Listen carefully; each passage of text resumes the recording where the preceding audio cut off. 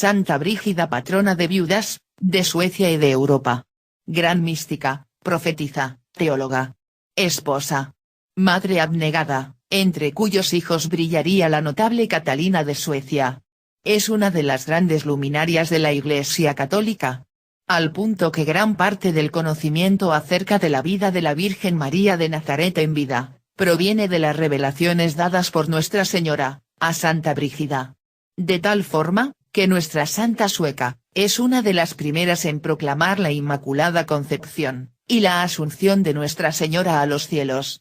Tuvo profundas visiones místicas, acerca de la pasión del Cristo. Asimismo, por mucho tiempo, Santa Brígida había deseado saber cuántos latigazos había recibido nuestro Señor en su pasión. Cierto día se le apareció Jesucristo, diciéndole: recibí en mi cuerpo 5.480 latigazos, son 5.480 azotes. Si queréis honrarlos en verdad, con alguna veneración, decid 15 veces el Padre Nuestro, también 15 veces el Ave María, con las siguientes oraciones, durante un año completo.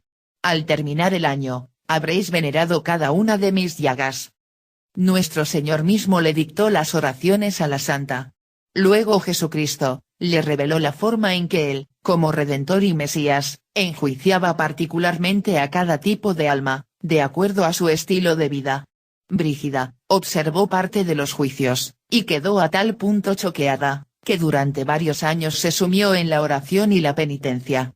De tal forma, que el Señor y la Virgen María le revelaron 4 armas espirituales para que los difuntos pudieran alcanzar misericordia, antes de comparecer ante la justicia divina. Cristo mismo le dice: aquel que haya recitado mis oraciones, vendré a él con mi carísima y bien amada Madre. Benignamente recibiré su alma, y le conduciré a las delicias eternas. Y habiendo conducido a esta alma hasta las mansiones eternas, allí le daré a beber de manantial de mi divinidad. Las oraciones de protección para el alma son: de parte de la Virgen María, el rezar las 7 gracias de la Virgen María, y el rezar los 7 dolores de la Virgen María. Nuestro Señor, ordenó el rezar las 15 oraciones de Santa Brígida.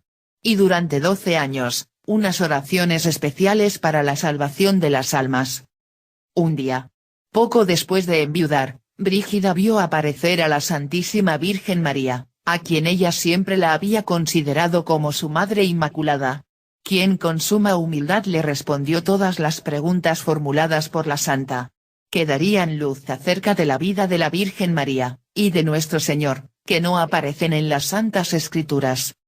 Brígida, hija mía, has de saber que cuando mi madre me dio a luz, clamaron de alegría los ángeles en el cielo, de júbilo los justos sobre la tierra y de espanto los demonios en el infierno.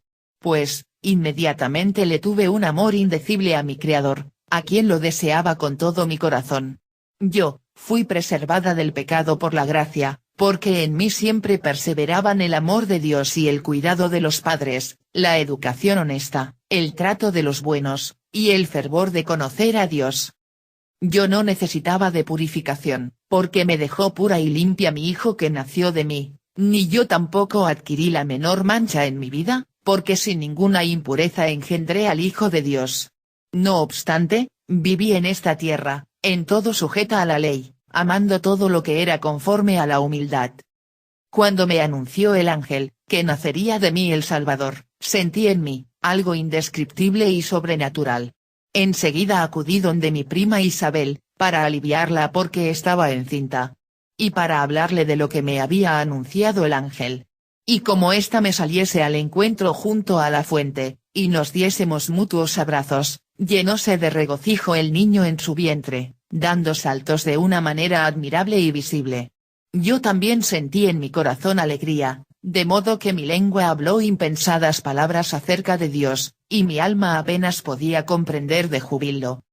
Como se admirase Isabel del fervor del espíritu que en mí hablaba, y yo de la gracia de Dios que veía en ella, permanecimos en pie bendiciendo al Señor. Yo pensaba, ¿qué habría de responder, cuando me preguntaran cómo había concebido, quién fuese el padre del niño que había de nacer, o si acaso José, por instigaciones del demonio sospechara mal de mí? Entonces, se me presentó un ángel muy parecido al que antes había visto, y que me dijo: Dios nuestro Señor, que es eterno, está contigo y en ti.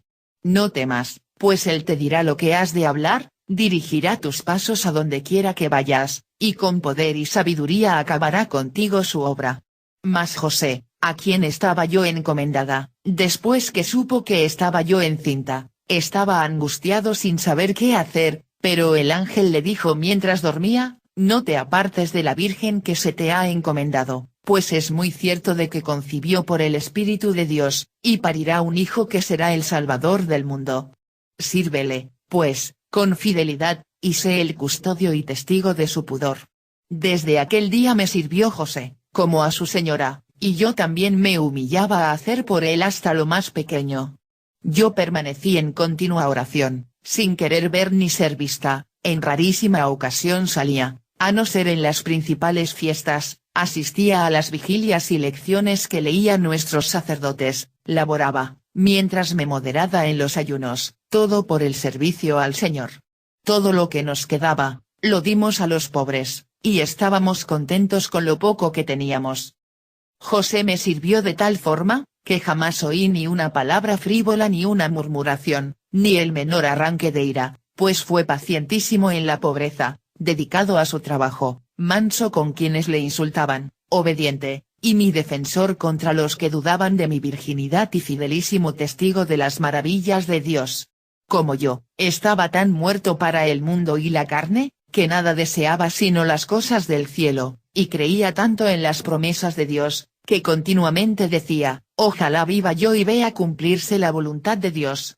Rarísima vez se presentó en las juntas y reuniones de los hombres, todo, lo cifró en obedecer la voluntad de Dios, y por esto ahora es grande su gloria. Yo viví en el dolor. Por inspiración divina sabía que mi hijo habría de padecer, pues él sería puesto en señal de contradicción. Aunque el dolor, se mitigaba por el consuelo que recibía del Espíritu de Dios, nunca se apartó de mi corazón hasta que en cuerpo y alma subí al cielo. Sufrí 6 clases de dolores. El primero fue por la meditación que hacía sobre esto que se me había anunciado. Siempre que miraba a mi hijo, siempre que lo envolvía en los pañales y veía sus manos y pies, quedaba absorta mi alma en un nuevo dolor, porque pensaba cómo había de ser crucificado. El segundo dolor se refirió al oído, porque siempre que oía las afrentas que le hacían a mi hijo, las calumnias y asechanzas que le preparaban, padecía mi alma tal dolor, que apenas podía mantenerme. El tercer dolor residía en la vista, pues cuando vi que a mi hijo lo azotaban atado a una columna y que lo clavaron en la cruz, caí exánime en tierra, y al volver en mí, permanecí afligida, sufriendo con tanta paciencia, que ni mis enemigos ni nadie apreció en mí más que una seria dignidad. El tacto fue mi cuarto dolor, porque yo con otras personas bajamos de la cruz a mi hijo, lo envolví en un lienzo y lo puse en el sepulcro, y entonces aumentóse mi dolor de tal manera, que mis manos y pies apenas tenían fuerza para sostenerse. Con cuánto gusto me hubiera entonces sepultado con mi hijo. Padecí yo, en quinto lugar, por el vehemente deseo de unirme con mi hijo, después que éste subió al cielo, porque aumentaba mi dolor la larga demora que en el mundo tuve después de su ascensión.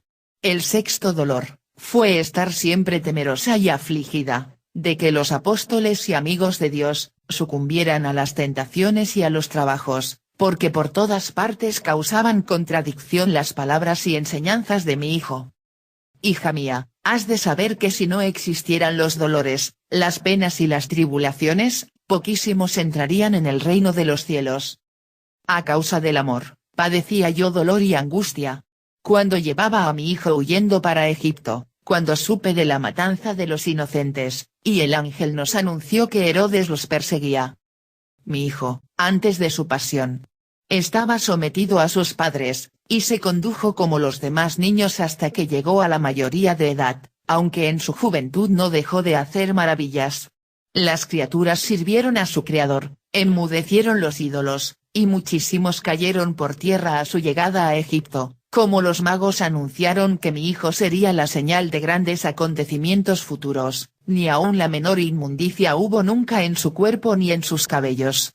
Al llegar a la mayoría de edad, estaba continuamente orando, y obedeciéndonos a nosotros, nos acompañaba a las fiestas que había en Jerusalén y a otros parajes, donde su presencia y trato causaba tanto agrado y admiración, que muchos afligidos decían, vamos a ver al Hijo de María, para quedar consolados.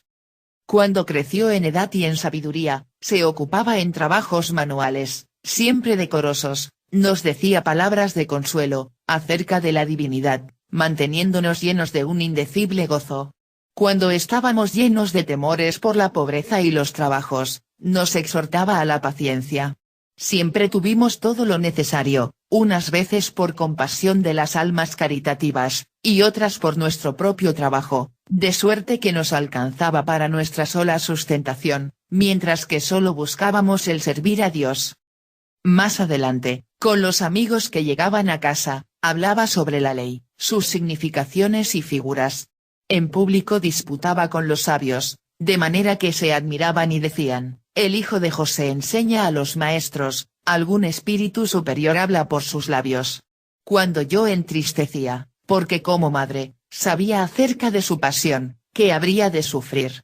Jesús me dijo, ¿no crees, madre, que yo estoy en el Padre y el Padre en mí?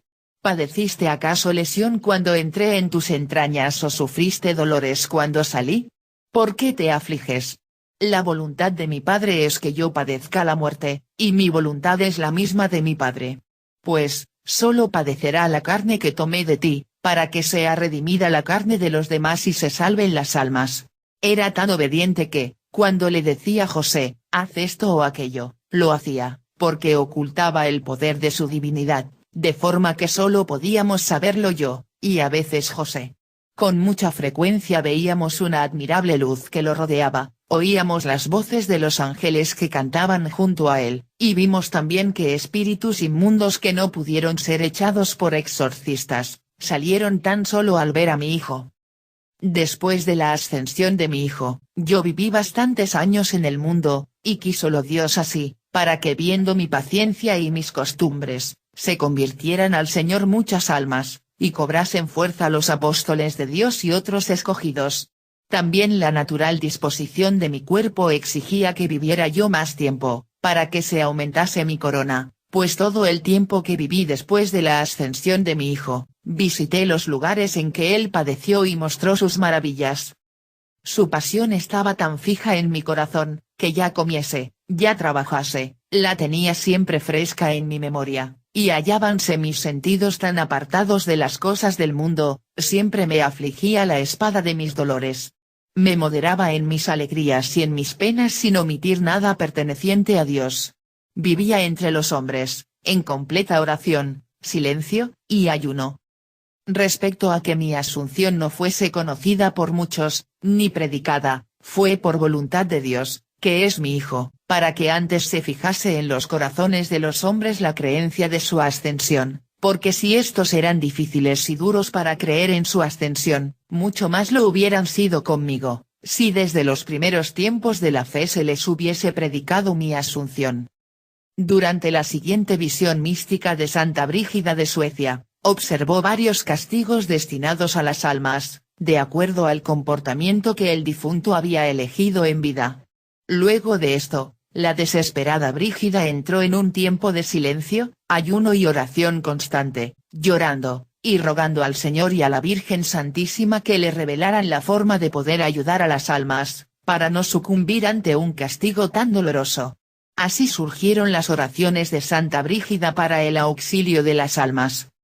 Yo vi a nuestro Señor, acompañado por San Juan el Bautista. Y San Pedro. San Juan Bautista, le dijo al Señor. Tú, Señor, eres como un espejo inmaculado. Vemos y sabemos todas las cosas en ti como en un espejo, sin necesidad de palabras. Eres la dulzura incomparable en la que saboreamos todo lo bueno. Eres como la más afilada de las espadas y un juez justo. Jesús, le dijo a San Pedro. Hablad. Tú que eres el fundador de la fe y de mi iglesia. San Pedro, le respondió. Gloria y honor para ti, Señor, por el amor que has demostrado a la tierra. Que toda tu corte te bendiga, porque tú nos haces ver y saber en ti todo lo que es y lo que será. Vemos y sabemos todo en ti. Entonces Jesús, dirigiéndose a Santa Brígida, le dice: has de saber que yo soy como una espada que corta en dos. Le doy a cada persona lo que él o ella merecen. Existen 5 tipos de personas, sobre las cuales dicto justicia. El primer hombre representa a la cabeza de la Iglesia y a sus sacerdotes. El segundo, a los laicos corruptos. El tercero a los judíos. El cuarto a los paganos. Y el quinto a mis amigos. Para el primer hombre, aquellos que sirven a la Iglesia. Declaro mi disgusto contigo, tú que te sientas en mi asiento, que le concedí a Pedro y a sus sucesores, para que se sentaran con una triple dignidad y autoridad: primero, para que pudieran tener el poder de atar y desatar a las almas del pecado; segundo, para que pudieran abrirle el cielo a los penitentes; tercero, para que cerraran el cielo a los condenados y a aquellos que me desprecian. Pero tú, que deberías estar absolviendo almas y presentándomelas, eres realmente un asesino de almas. Designé a Pedro como el pastor, y el sirviente de mis ovejas, pero tú las disipas y las hieres. Eres peor que Lucifer. No solo me matas al apartarme de ti por tu mal trabajo, sino que, también, matas a las almas debido a tu mal ejemplo. Yo redimí almas con mi sangre y te las encomendé como a un amigo fiable. Pero tú se las devuelves al enemigo del que yo las redimí. Eres más injusto que Pilatos, que solo me condenó a muerte, pero tú no solo me condenas como si yo fuese un pobre hombre indigno, sino que también condenas a las almas de mis elegidos y dejas libres a los culpables. Mereces menos misericordia que Judas. Judas tan solo me vendió. Pero tú, no solo me vendes a mí, sino que también vendes a las almas de mis elegidos en base a tu propio provecho y vana reputación. Tú eres más abominable que los judíos. Ellos tan solo crucificaron mi cuerpo, pero tú crucificaste y castigaste a las almas de mis elegidos, para quienes tu maldad y transgresión son más afiladas que una espada. Recordad, que yo, vendré a juzgar a vivos y muertos, separando el trigo de la cizaña. Tú, vergonzosamente renunciarás a ese asiento en el que has presumido, para compartir el castigo de Lucifer. La espada de mi severidad atravesará tu cuerpo, entrando desde lo alto de tu cabeza y penetrando tan profunda y firmemente que nunca podrá ser sacada. Tu asiento se hundirá como una piedra pesada y no cesará hasta que alcance la parte más baja de las profundidades. Tus dedos, es decir, tus consejeros, arderán en un fuego sulfuroso e inextinguible. Tus brazos, es decir, tus vicarios, que deberían haber conseguido el beneficio de las almas, pero que en su lugar consiguieron provechos mundanos y honores, serán sentenciados al castigo del que habla David: que sus hijos queden huérfanos y su mujer viuda, que los extraños le arrebaten su propiedad. Para el segundo hombre, el laico apóstata. Yo creé todas las cosas para tu uso. Tú me diste tu consentimiento a mí y yo a ti. Tú me prometiste tu fe y me juraste que me servirías. Ahora, sin embargo, te has apartado de mí como alguien que no conoce a Dios. Has dado rienda suelta a tus instintos y desechas todo lo que le es molesto, para eliminar los obstáculos para vivir en una vida fácil y placentera. Te refieres a mis palabras como mentiras y a mis trabajos como carentes de sentido. Tú dices que mi voluntad y mis mandamientos son muy duros. Has violado la fe que prometiste. Has roto tu juramento y has abandonado mi nombre. Te has disociado a ti mismo de la compañía de mis santos y te has integrado en la compañía de los demonios, haciéndote socio suyo. Tú no crees que ninguno merezca alabanza y honor salvo tú mismo, cuya vida transcurre en la búsqueda del placer y en el alejamiento de cualquier sufrimiento, endiosando al hedonismo.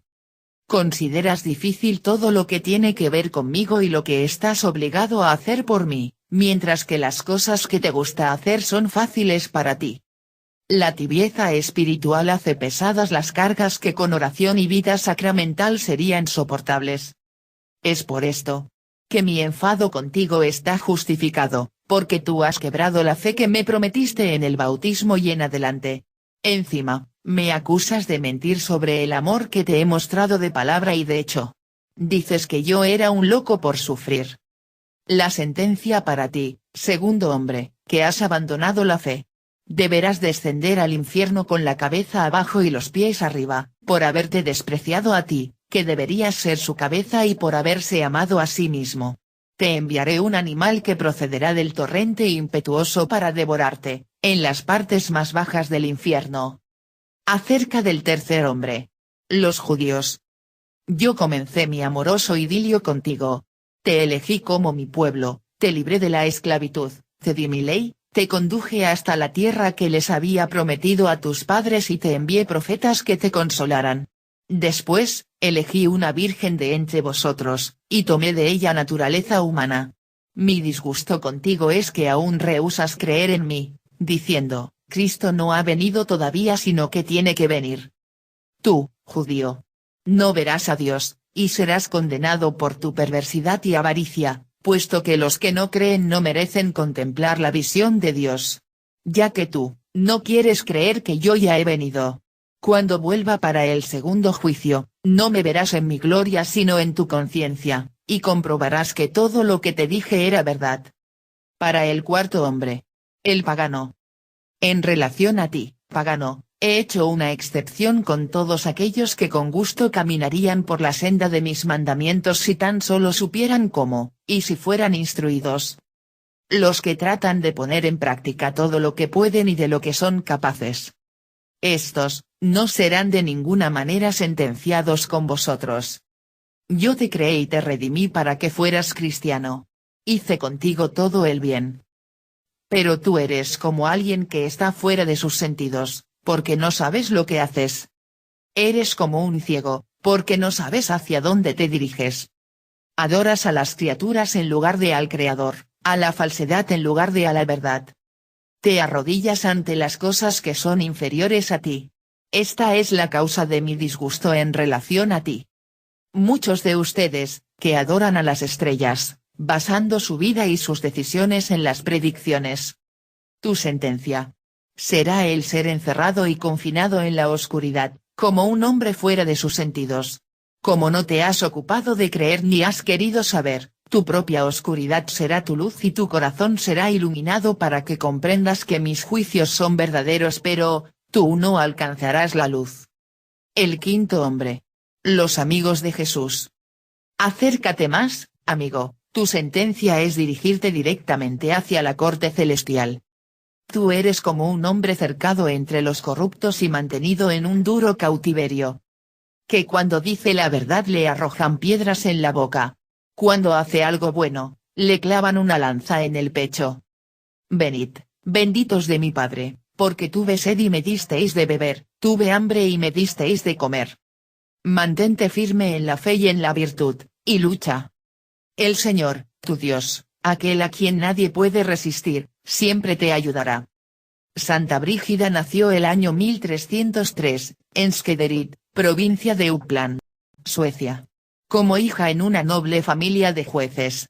De muy buena posición social, de tal forma que su abuelo materno era primo del regente Magnus Ladulas. Desde niña, tuvo visiones. Una vez vio a la Virgen María colocarle una corona en su cabeza. En otra ocasión vio ante ella a Jesucristo torturado y muerto en la cruz. Estos dos dilemas, encausaron una profunda devoción a María, a quien desde pequeña la llamaba, mi madre pura y llena de gracia. Sus meditaciones acerca del sufrimiento de Cristo, la harían crear hermosas oraciones a la pasión del Redentor, siendo apenas una niña. Cuando Brígida tenía unos 10 años murió su madre. Y poco después, a los 13 años, su padre, en contra de la voluntad de la pequeña, se la desposa con el noble Ulf Gudmarsson. Con quien fue madre de 8 hijos, la menor de las cuales sería otra gran luminaria de la Iglesia. Santa Catalina de Suecia. La profunda devoción, carisma y bondad con los desvalidos, que practicaba Brígida, transformó a su marido de un joven mundano a un hombre de fe. Cuando sus hijos eran mayores, y padres de familia, Brígida le pide a su marido, que realizaran peregrinaciones a Trondheim, y a Santiago de Compostela. De tal forma que cuando venían de regreso a casa, su esposo enfermó gravemente.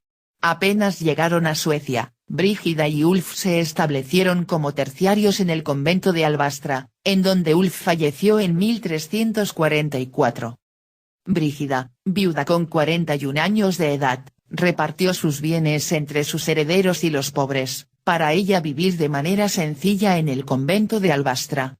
Es en estos años, en los que absorta en la oración, la penitencia continua, y el servicio a los enfermos y desvalidos, presentó la mayoría de sus grandes revelaciones y estudios teológicos. Durante una de estas apariciones, Brígida recibió la misión del Señor, de llevar mensajes tanto a políticos como a líderes religiosos. También tuvo diálogos con santos, y con almas del purgatorio. En 1346 funda el monasterio de Vadstena, en el que rápidamente consigue ingresar a 60 religiosas. Por lo que funda una segunda casa en Fontebrault. El año 1350, peregrinó a Roma, para participar en el jubileo, al mismo tiempo de obtener permiso del Papa Clemente VI para fundar canónicamente esta nueva orden religiosa. Nadie creía que Brígida lo lograría, a pesar que ella lo daba por hecho. Pues el Papa residía en Aviñón, y la Iglesia había prohibido las fundaciones de nuevas órdenes religiosas. Esos días, Jesús le dice: Brígida, te hablo no solamente a ti sino también a todos los cristianos. Tú serás mi esposa. Y por medio de ti hablaré al mundo. Mi espíritu permanecerá en ti hasta tu muerte. Brígida, responde.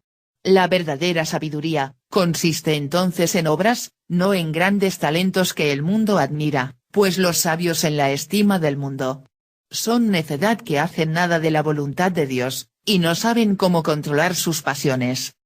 Al llegar a Roma, con el fin de preparar el camino para la llegada del Papa, la santa fue testigo del decaimiento espiritual y moral en que se encontraba la ciudad. Esos años, insistentemente escribió cartas al Papa, suplicándole que regresara a Roma, mientras ella peregrinaba por todas las iglesias de Roma, pidiendo a los transeúntes limosnas para los necesitados. También junto a su hija Catalina, fueron enfermeras que cuidaban a los afectados por la pandemia de la peste negra. Luego, por una revelación, fue a Asís para visitar las tumbas de San Francisco, Santa Clara, e Inés de Asís. Luego siguió a Nápoles e Italia del Sur. Las profecías y revelaciones que anunciaba Santa Brígida, se referían a las cuestiones más candentes de su época. Predijo, por ejemplo, que el Papa y el Emperador se reunirían amistosamente en Roma. Al poco tiempo así lo hicieron. La profecía de que los partidos en que estaba dividida la ciudad eterna recibirían el castigo que merecían por sus crímenes, disminuyeron un tanto la popularidad de la santa y aún le atrajeron persecuciones. Brígida fue arrojada de su casa y tuvo que ir con su hija, Santa Catalina, a pedir limosna al convento de las Clarisas. Pero nadie, ni siquiera el Papa, escapaba a sus severas advertencias proféticas. En 1368, el Papa Urbano V, finalmente obedeció a la santa, regresando a Roma, en donde se entrevistó con Carlos IV. Brígida le entregó las reglas de su orden al Papa, quien 2 años más tarde aprobaría la nueva congregación de la Orden del Santo Salvador, más conocidas como las Brigidinas. Brígida le advirtió al Papa que no abandonara Roma, pero él regresó a Aviñón, Francia, en donde luego de 2 meses, enfermó gravemente y murió. En 1371, con 68 años de edad, Brígida hizo un viaje a Tierra Santa, con un itinerario que pasaba por Nápoles y Chipre. En Nápoles vio morir a su hijo Carlos Ulfson, quien había tenido una vida licenciosa, con varios deslices amorosos. Ella tuvo entonces otra aparición, que le garantizó el perdón divino a su hijo gracias a las oraciones y lágrimas de su madre.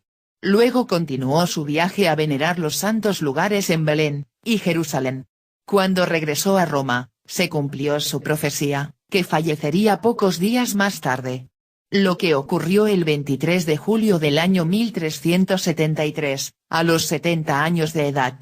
Uno de sus hijos, junto a su hija Catalina de Suecia, trasladaron sus restos, de vuelta a Suecia, en donde se veneran en su convento fundado por ella en Vadstena.